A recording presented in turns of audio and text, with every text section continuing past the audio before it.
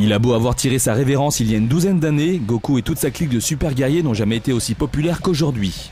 Sans jamais lasser leur horde de fans hystériques, nos héros au cœur vaillant sont de retour pour les fêtes de fin d'année pour la 5e année consécutive. S'il a fallu attendre l'avènement de la série Budokai Tenkaichi pour que la licence gagne enfin toutes ses lettres de noblesse, Dragon Ball Z Budokai Tenkaichi 3 rajoute une étoile supplémentaire à son écusson. Respect.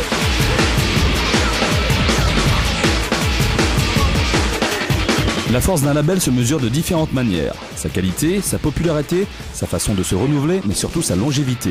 De ce point de vue-là, Dragon Ball Z est un champion toute catégorie, une graine de star inépuisable. Car on a beau connaître l'histoire de Goku et de ses acolytes sur le bout des ongles, chaque fin d'année on se surprend à revivre leurs aventures. Cette année, le studio Spike a décidé d'aller un peu plus loin en ce qui concerne le mode histoire, puisqu'on peut désormais compter sur les toutes premières aventures de Sangoku, lorsqu'il était encore un jeune garçon naïf, plein d'espièglerie. L'occasion pour les développeurs de mettre à jour le casting de ce 3e épisode en proposant des personnages inédits issus de cette première saison. S'il n'est plus la peine de présenter Tao Pai Pai, il n'est pas déplacé en revanche de dévoiler la présence de Nam, Hachan, Tambourine ou bien encore Blue, qui nous fait l'honneur de représenter le bastion du ruban rouge. Bien évidemment, il ne s'agit pas des seuls personnages inédits de ce DBZ Budokai Tenkaichi 3, puisqu'on comptabilise pas moins de 161 belligérants, contre 130 l'année passée. Une trentaine de nouveaux personnages donc que les développeurs sont allés chercher ici et là pour continuer à gonfler les rangs de ce casting prestigieux. Au-delà d'une mise à jour en termes de distribution, Dragon Ball Z Budokai Tenkaichi 3 se charge aussi d'apporter bon nombre d'améliorations en ce qui concerne son gameplay. Bien entendu, la base est restée identique, et le jeu propose une fois de plus la fameuse vue de dos, qui non seulement dynamise l'action de manière cinématographique, mais retranscrit également de la plus belle manière l'intensité qui se dégageait de la série animée. C'est tout le système de combo et de téléportation qui a été revu et corrigé dans cette version, offrant à l'attaquant encore plus de possibilités d'attaque, tout en maintenant un certain pressing sur sa victime. Le vol du dragon, jusqu'à présent limité à une seule et unique direction, s'offre ici de plus larges horizons. Dorénavant, il est possible de foncer sur son adversaire de différents côtés, mais également d'éviter ou tout simplement de contourner une attaque tout en gardant sa vitesse de croisière. Mieux encore, en combinant soit la touche carré, soit la touche triangle, lorsqu'on se situe à une distance suffisamment proche de l'adversaire, il est possible de l'agresser directement sans jamais casser la fluidité de son mouvement. Afin de ne pas favoriser les joueurs attaquants, les développeurs ont laissé aussi un éventail de mouvements assez large aux défenseurs afin qu'ils puissent se sortir des situations délicates.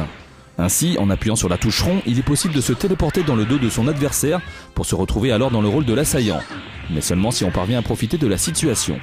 Si les enchaînements d'attaques et autres boules de feu ont gagné en puissance et vélocité, il en est de même des pouvoirs qui ont quasiment été tous redessinés. Alors que certains développeurs se seraient contentés de rajouter quelques attaques ici et là, histoire de faire illusion, le studio Spike s'est plié en 4 pour retravailler l'ensemble des attaques pour chacun des personnages.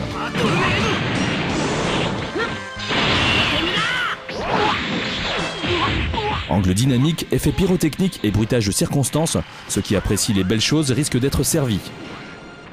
Véritable réussite dans Dragon Ball Z Budokai Tenkaichi 2, le mode story de ce 3e épisode a décidé de mettre de côté tout l'aspect exploration et RPG du précédent opus, afin de se concentrer uniquement sur l'aspect combatif à notre plus grand désarroi.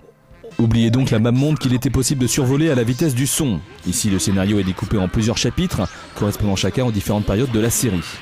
Afin d'apporter un aspect narratif à cette succession de combats parfois redondants, les concepteurs ont eu la bonne idée d'intégrer directement les cinématiques en plein cœur du jeu. Pour ce faire, il faudra appuyer sur le bouton R3 de la manette au moment où le pictogramme apparaît à l'écran, signalant qu'il est possible de faire avancer l'histoire, quel que soit d'ailleurs l'état dans lequel se trouve son personnage. A l'instar des anciens volets de la série, Dragon Ball Z Budokai Tenkaichi 3 puise également sa force grâce à ses nombreux modes de jeu. Un mode histoire, un mode tournoi et ses nombreuses déclinaisons, un mode entraînement, un mode versus, une boutique et tous les autres bonus, il ne manque finalement qu'un mode online pour que DBZ Budokai Tenkaichi 3 brille en société. C'est d'ailleurs le cas, mais uniquement pour la version Wii. Un sacré avantage, mais en toute honnêteté, on préférera la jouabilité du pad PS2 que de gesticuler bêtement devant son écran avec la Wiimote et le Nunchuk. Vous l'aurez donc compris, DBZ Budokai Tenkaichi 3 poursuit la tradition entamée en 2005, en renouvelant suffisamment son gameplay et en apportant quelques nouveautés ici et là pour nous donner envie de succomber à l'appel une 3e fois. La note jeu actu, 17/20.